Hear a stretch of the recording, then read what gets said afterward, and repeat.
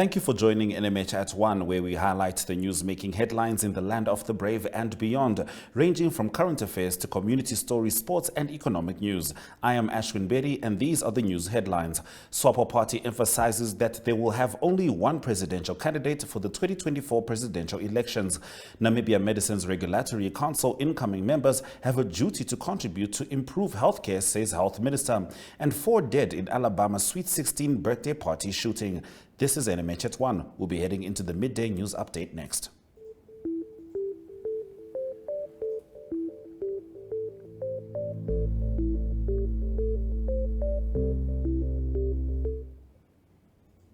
Health Minister Dr. Kalumbi Shangula this morning told incoming members of the 5th Namibia Medicines Regulatory Council that they have a duty to contribute to improve healthcare in Namibia. Jemima Beerkus was there.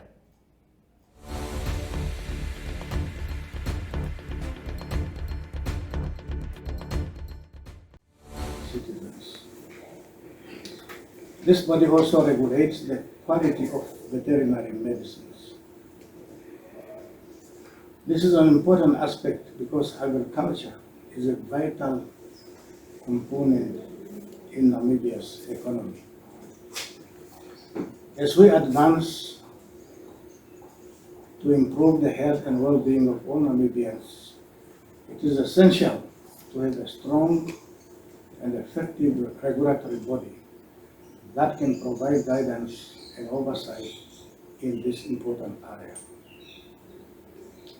The work that the Council is tasked to carry out is crucial in protecting the public from substandard and falsified medicines. And I commend you, members of the Council, for availing yourself to serve the nation in this challenging assignment.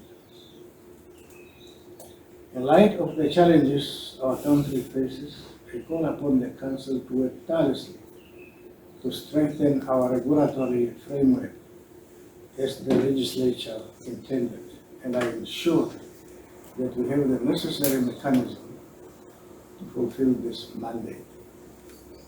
These mechanisms must be robust to effectively and efficiently meet and overcome obstacles to the supply and availability of the needed pharmaceuticals in our country.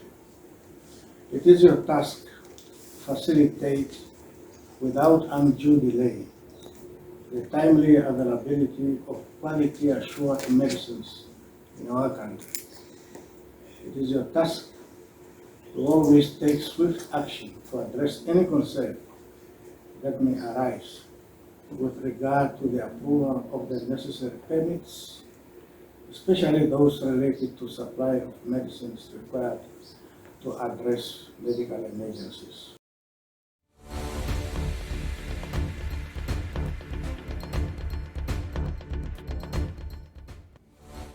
Remember to engage with these stories on our social media throughout the broadcast. Visual news coming up after the break.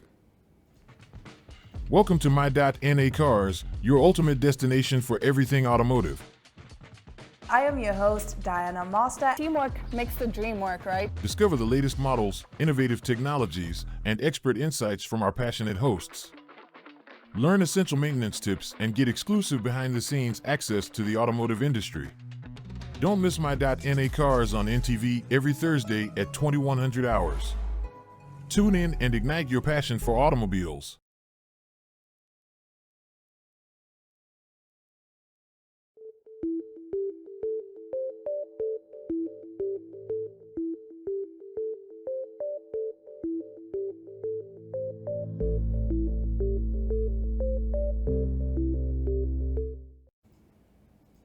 Sophia Shangingwa, Swapo Secretary General, has made it clear that they have only one presidential candidate, Netumbo Nandi-Ndaitwah, for the 2024 presidential elections. Jemima Beerkus reports.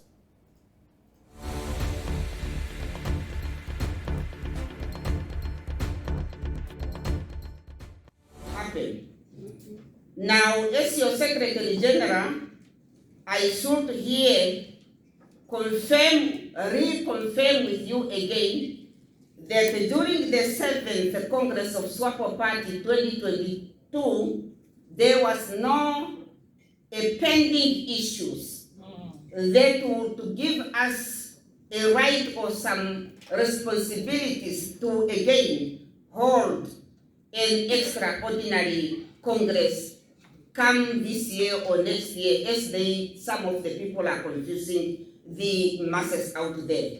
So we do not have any pending agenda for a reason to call the extraordinary Congress. And therefore, I just want to reconfirm again what you have said, that we only have one candidate out of the Congress that was in 2022, and that candidate is Comrade Netumbo Nandi Bianetwa.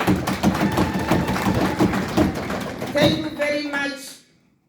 I should now proceed and engage you and deliver the statement of our Vice President as entrusted.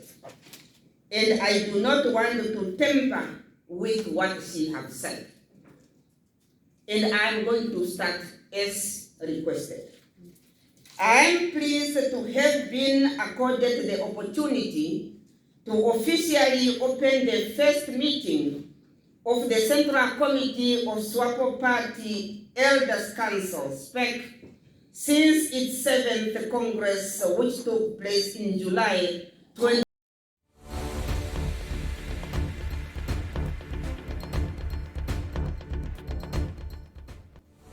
Shareholders of Namibia Breweries Limited collectively are about 5.4 billion Namibian dollars richer. An update on this story follows in the newspaper review segment.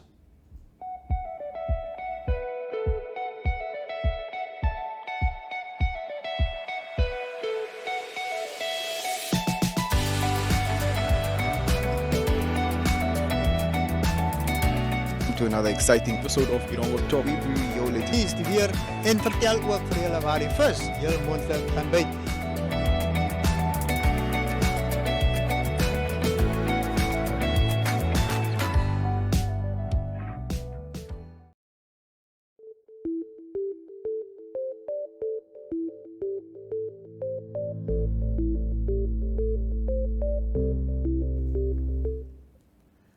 According to Namibian Sun's front page, shareholders of Namibia Breweries Limited are collectively about 5.4 billion Namibian dollars richer thanks to the payout of a special dividend linked to Heineken NV's acquisition of the majority stake in the company.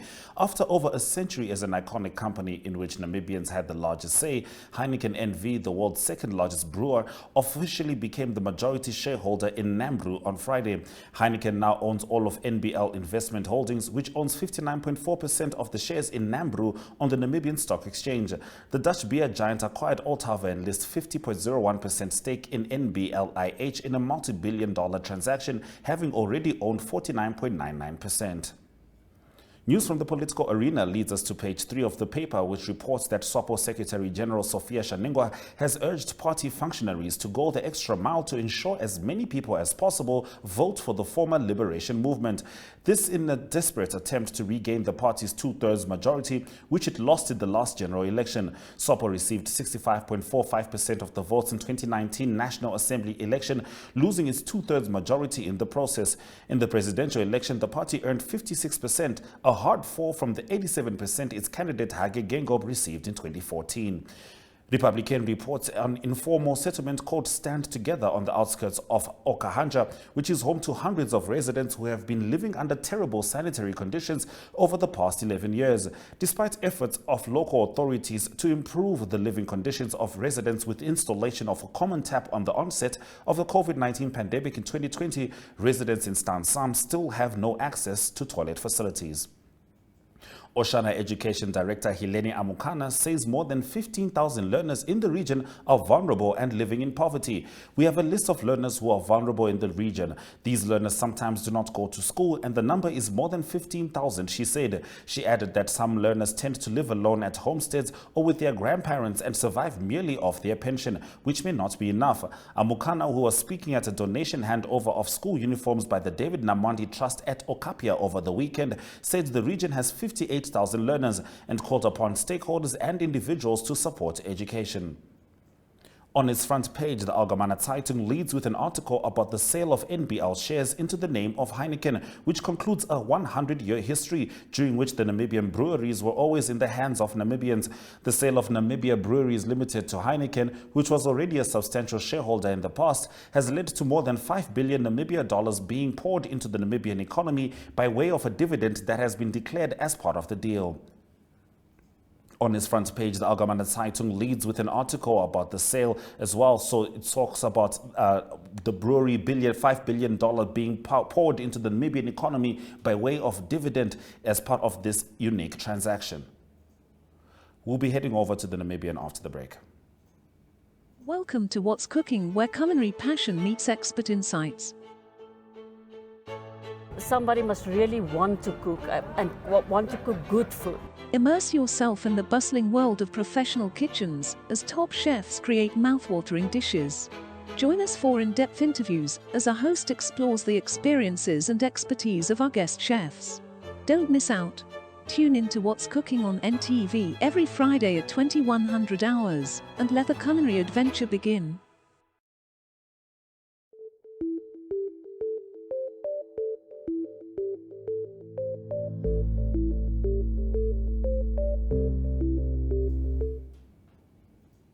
The Namibian newspaper reports that political and community leaders across the country have expressed fear of catastrophic drought due to insufficient rainfall this season. Omaheke Governor Pio Nganate said his region did not receive good rainfall this year and needs remedial intervention from the government. He said farmers in the region have started selling their livestock at a cheaper price due to drought.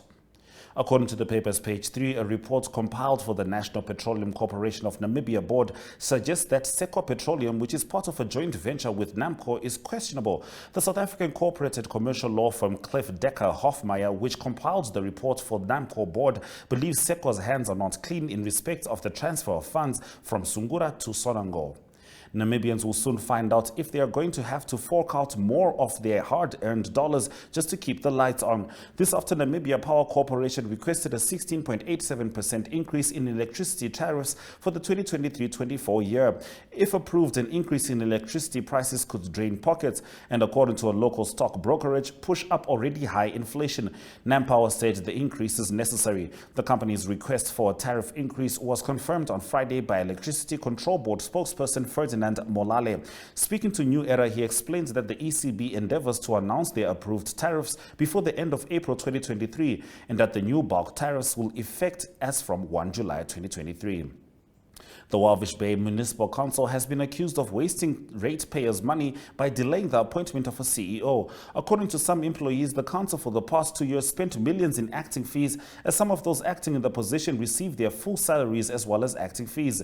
They say the acting CEO's positions are also temporarily filled, resulting in others also being paid for acting in their positions, despite all of them being present at work. We should have had a CEO appointed already instead of wasting money on acting fees. How can we have such a huge municipality on autopilot for almost 2 years? The municipal official questioned. So far, the Finance General Manager Franz Goteb, Manager for Solid Waste and Environmental Management David Hushona acted as CEO, while John Esthuizen is currently acting in the position. Shell has submitted proposals to conduct drilling activities for up to 10 new exploration and appraisal wells in Namibia's offshore waters after discovering light oil in 3 locations. This according to a report published by the energy website Upstream Online. In February last year, Shell successfully completed drilling its first exploration well in PEL 39, confirming a working petroleum system and the presence of light oil. Shortly thereafter, Shell in April announced a second Orange Basin discovery, also in PEL 39, with the Larona 1 well. Rundu Rural Constituency Councillor Paulus Mbangu says Namibia's independence was not attained to see the country have its mineral resources exploited by multinational companies in exchange for a mere 10% share.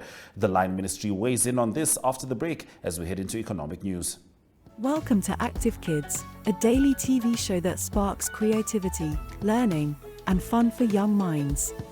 With exciting activities and lessons, Active Kids inspires curiosity and a love for learning. New face to the 15.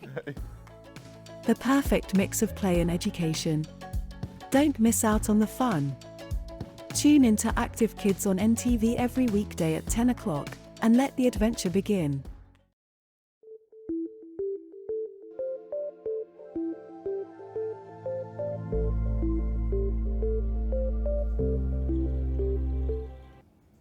Heading into economic news, Rundu Rural Constituency Councillor Paulus Mbangu says Namibia's independence was not attained to see the country have its mineral resources exploited by multinational companies in exchange for a mere 10% share. Speaking at a belated independence celebration at Manwangombe village over the weekend, he stressed that a 10% stake is a joke, adding that it is time for government to take charge of the country's resources.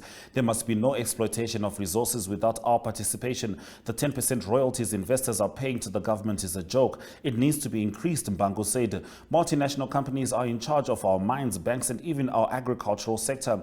We must stop bowing to neocolonialism and imperialism. We refuse to believe that we can't manage our own resources. We have come here to remind every Namibian that the sacrifices of our heroes and heroines should never be betrayed. With the right leadership, Namibia can become the most prosperous country on the African continent, he said. Let's head into the economic indicators.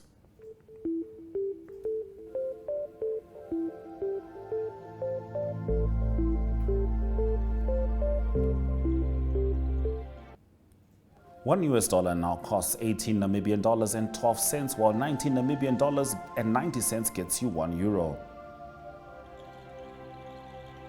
Capricorn Investment Group stocks are up by 2.1%, now trading at 14 Namibian dollars and 15 cents. Local index closed 0.35% higher, while a 0.2% increase is seen on the overall index. And gold and Brent crude oil prices have increased while other commodity prices have dropped. A controversial Kenyan preacher linked to the deaths of 4 people from starvation after following radical religious teachings has been arrested. The full story coming up after the break. Discover the breathtaking beauty of Namibia with Tourismus, a captivating program that uncovers the country's diverse landscapes, wildlife, and cultural experiences. Featuring insightful interviews with tourism experts, each episode takes you on a mesmerizing journey, exploring Namibia's majestic sand dunes, vibrant wildlife, and unique attractions. Watch Tourismus on NTV, Saturdays at 20:30 in German, and Sundays at 6 p.m. in English, for a heartwarming and unforgettable adventure.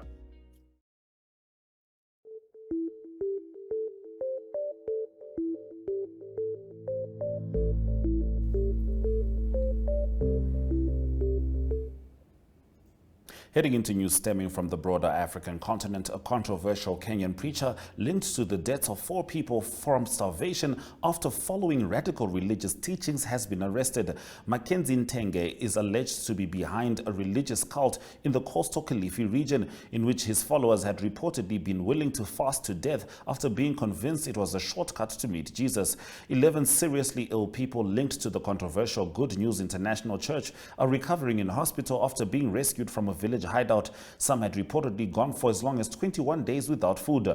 He said that he had closed his church premises in 2019, but he is also a televangelist who runs a YouTube channel which appears to have attracted followers from hundreds of miles away. Just last month, Mr. Ntenge was charged in connection with the deaths of 2 children whose parents had joined the church and believed to have subscribed to his teachings. He pleaded not guilty to that charge and was released on bail.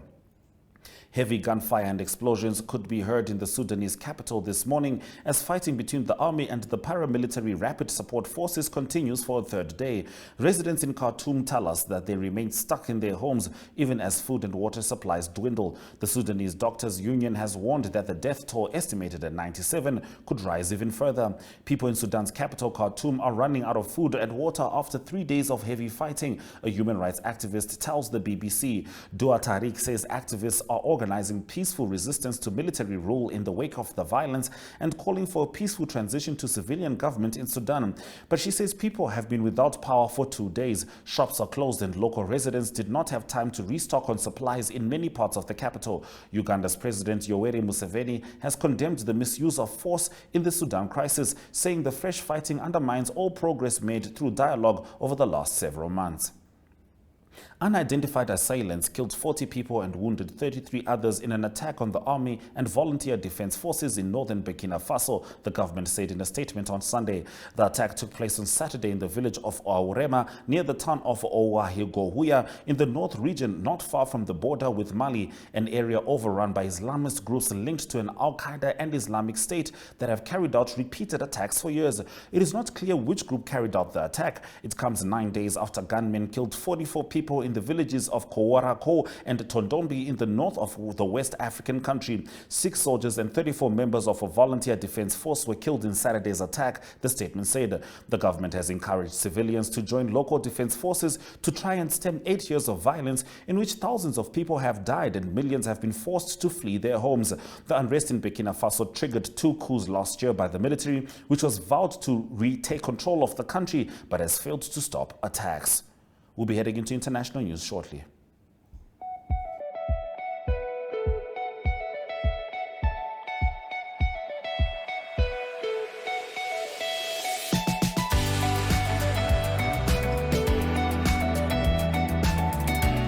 To another exciting episode of Iran World Talk. We bring jou ladies weer en vertel ook vir julle waar die vis heel moontlik kan byt.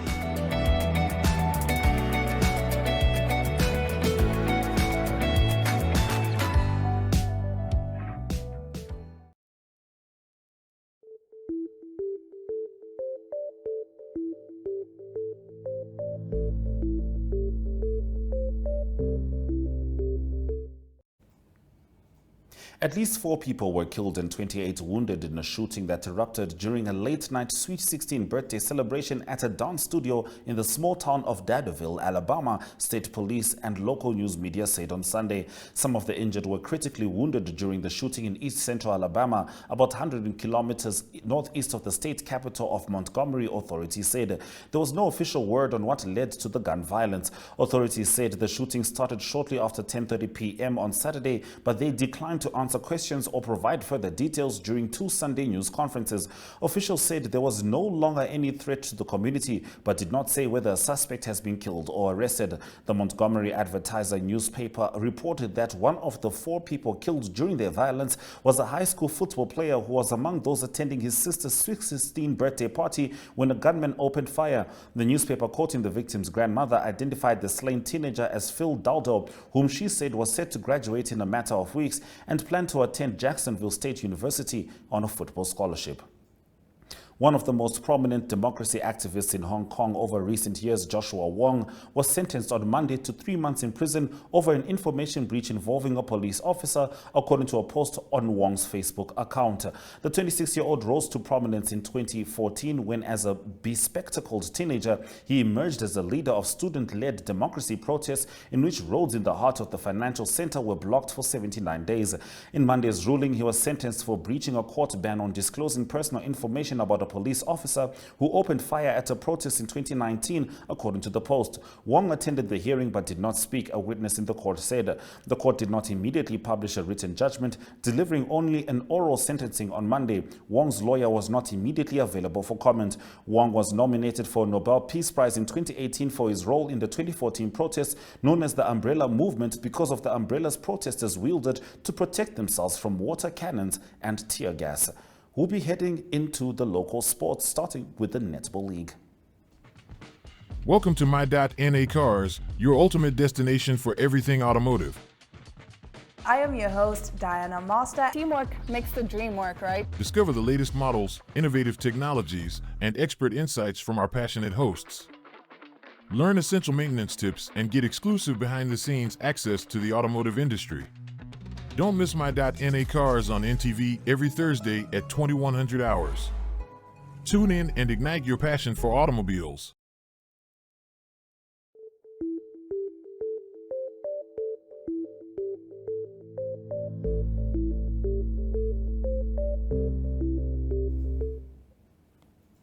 Heading into local sport, despite suffering defeats in both of their games on Saturday in the Netball League, head coach of Africats Lions Dimitri Bittler had nothing but praise for his players, saying there's still room for improvement. FNB UNAM, FNB Wanderers and FNB Western Suburbs all got off to big wins as the Namibia Rugby League Premier League started on Saturday, while Trasco United pipped KFNB Kudus in a close battle. Valvich's coach Crisanda Botha welcomed a first victory in the Mzansi Challenge on Saturday, but was not happy with his side's sloppy performance when beating Zimbabwe's Go Sharks 31-26 in Harare. We'll be heading into international sports shortly.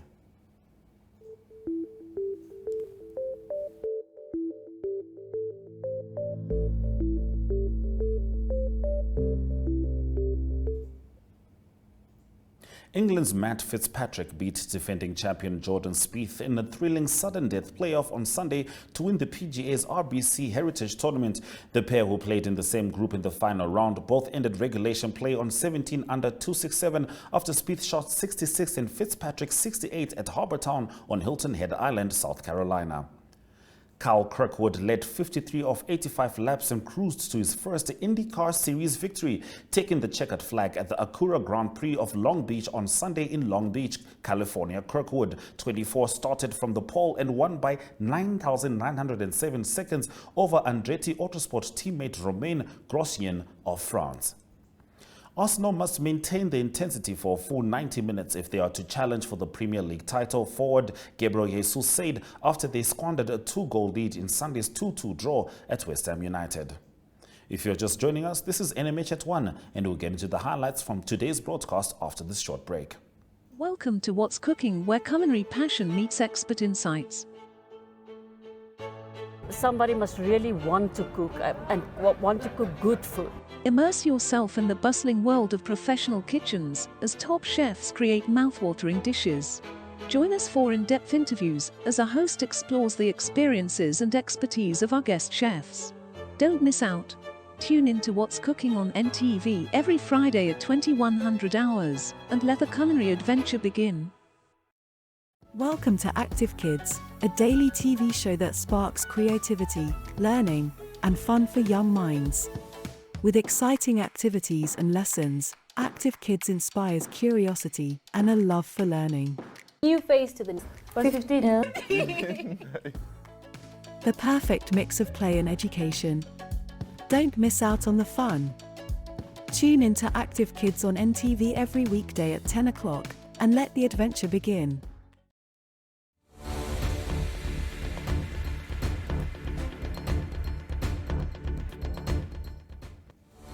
Thank you for staying with NMH at 1. Let's get into the highlights from this afternoon's broadcast. Heavy gunfire and explosions could be heard in the Sudanese capital this morning as fighting between the army and the paramilitary Rapid Support Forces continues for a third day. At least 4 people were killed and 28 wounded in a shooting that erupted during a late-night Sweet 16 birthday celebration at a dance studio in the small town of Dadeville, Alabama, state police and local news media said on Sunday. And despite suffering defeats in both of their games on Saturday in the Netball League, head coach of Africats Lions Dimitri Bittler had nothing but praise for his players, saying there is still room for improvement.